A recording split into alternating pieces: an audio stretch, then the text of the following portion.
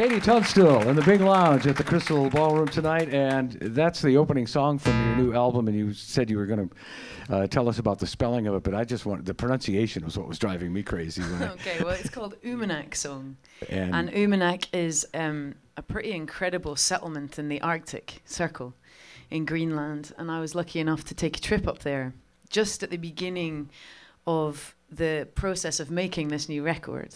And so I took about a year and a half to make the record. And I hadn't really had a break since it had all kicked off, and I'd been touring for 6-7 years solid. And I don't really write that much when I'm on tour. It's very distracting. And it's a lot of fun, but it's quite exhausting. And I feel like, you know, being a writer and being a performer can be quite separate things. And so I went on this amazing trip to the Arctic, which was kind of the gateway into writing for this new record. And it was a very strange trip where there was 20 scientists and 20 artists on one boat. And the scientists are doing climate change research. And the artists are kind of encouraged to produce work from what they're experiencing, rather than me standing here going, change your light bulbs, and being irritating because I'm not a scientist. So it was really interesting, and that was the song that came from that trip, where I just really fell in love with the landscape, and life had sort of become slightly complicated with having to make a new album. So it was a very enticing place. We had this amazing place as an inspiration for a start, but then where you recorded it was inspiring too, because this is the studio where David Bowie had done Heroes, yeah, and Achtung Baby, U2, right there by the old Berlin Wall. Tell me about that experience at the Hansa Studios. So Hansa Studios is it's in Berlin, right by, like you said, where the wall used to be. So they still have cobblestones to mark where the wall was, and it's literally kind of running by the studio. And it had been this kind of Motown setup where they had about 12 studios and this main control room where you could kind of pop into each studio with a button and hear what they were up to. And they don't have all the rooms that they used to have anymore. A lot of the big studios have had to downsize or have closed, and thankfully Hansa's still there. And they still have this fantastic big ballroom where David Bowie and Iggy Pop and U2 all recorded. So you can kind of go over and do your pose for Bowie or Bono or wherever they were, and kind of put yourself in their place. And I think some musicians would argue that a space is a space and you make it what you make it. But I found that there was definitely a lingering energy knowing that this stuff was made in that room. And I felt like it kind of upped my game, definitely. David Bowie, one of your favorites growing up. You and I are probably 25 years apart in age, and we both like Hunky Dory. Hunky Dory. How did you discover that album so young? Yeah. I didn't actually, didn't start listening to music till I was quite old, because my parents weirdly didn't listen to music.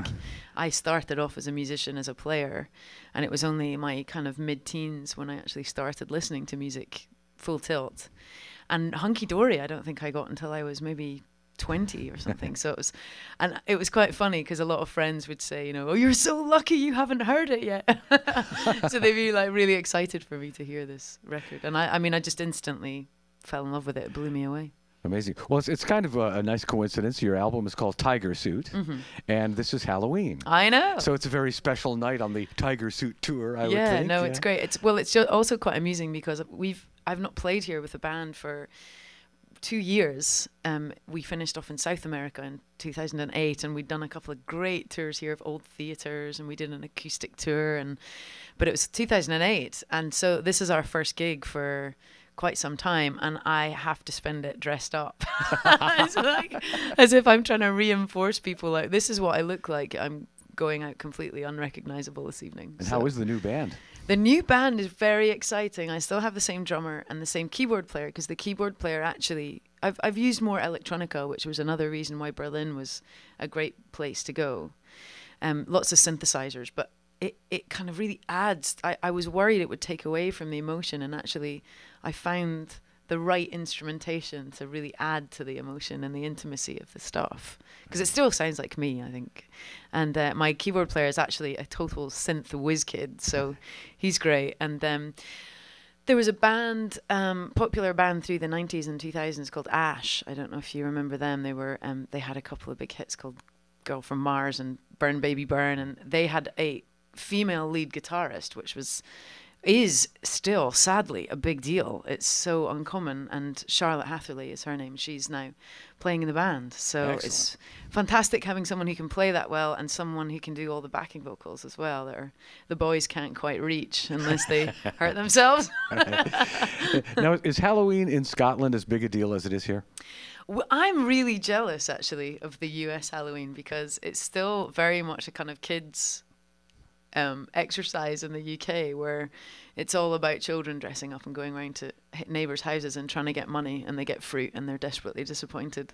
I read somewhere that instead of pumpkins, the kids in Scotland decorate tubers of some, like potatoes or. I think we now have got pumpkins. Yeah, okay. So that was maybe a days of yore. Maybe it was like little tiny carved potatoes with candles in. But I sound so U.S. centric. They Yeah. don't have pumpkins in Scotland yet, No. but they use stones. Spend the whole year carving it out. No, we've got pumpkins now, which is great. all right. Well, let's hear some more, Yeah, please. sure. All right. Katie Tunstall, Kink Live in the Bing Lounge.